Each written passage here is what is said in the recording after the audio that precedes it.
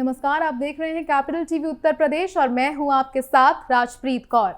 संविधान के अनुच्छेद 370 को निरस्त करने को चुनौती देने वाली याचिकाओं पर सोमवार को सुप्रीम कोर्ट ने फैसला सुना दिया है। भारत के मुख्य न्यायाधीश डीवाई चंद्रचूड़ ने सोमवार को कहा कि सुप्रीम कोर्ट को दिसंबर 2018 में जम्मू कश्मीर में लगाए गए राष्ट्रपति शासन की वैधता पर फैसला देने की जरूरत नहीं है। इस फैसले के बाद कांग्रेस नेता भी अब बीजेपी का राग अलापने लगे हैं। क्या है पूरा मामला, देखिए इस खास रिपोर्ट में।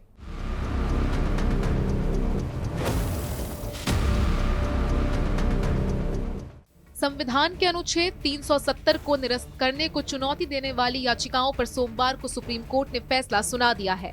भारत के मुख्य न्यायाधीश चंद्रचूड़ ने सोमवार को कहा कि सुप्रीम कोर्ट को दिसंबर 2018 में जम्मू कश्मीर में लगाए गए राष्ट्रपति शासन की वैधता पर फैसला देने की जरूरत नहीं है।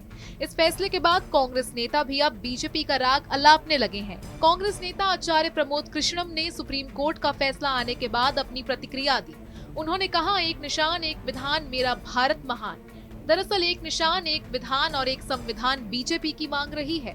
जम्मू और कश्मीर के संबंध में बीजेपी की ये पुरानी मांग रही है। सोमवार को सीजेआई चंद्रचूड़ ने कहा, याचिकाकर्ताओं की दलील से संकेत मिलता है कि मुख्य चुनौती अनुच्छेद 370 को निरस्त करना है और क्या राष्ट्रपति शासन के दौरान ऐसी कार्रवाई की जा सकती है।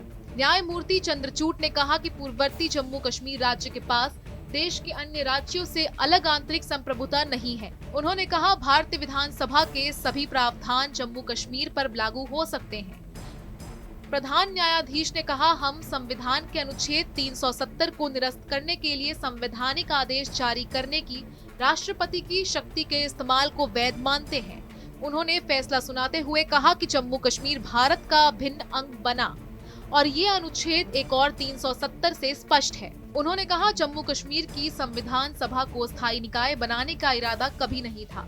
प्रधान न्यायाधीश ने कहा कि जम्मू कश्मीर में युद्ध की स्थिति के कारण संविधान का अनुच्छेद 370 अंतरिम व्यवस्था थी।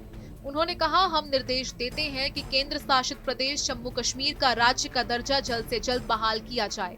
न्यायमूर्ति चंद्रचूड़ ने कहा, हम निर्देश देते हैं कि निर्वाचन आयोग 30 सितंबर 2024 तक जम्मू कश्मीर विधानसभा चुनाव करने के लिए कदम उठाए।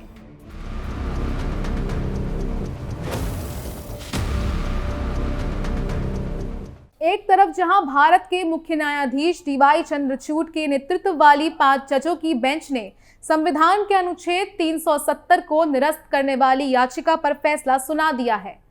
अनुच्छेद 370 पर सुप्रीम कोर्ट ने फैसले के बाद कांग्रेस नेता भी बीजेपी की भाषा बोलने लगे हैं। इस रिपोर्ट में फिलहाल के लिए इतना ही। बाकी खबरों के लिए देखते रहिए कैपिटल टीवी उत्तर प्रदेश। नमस्कार।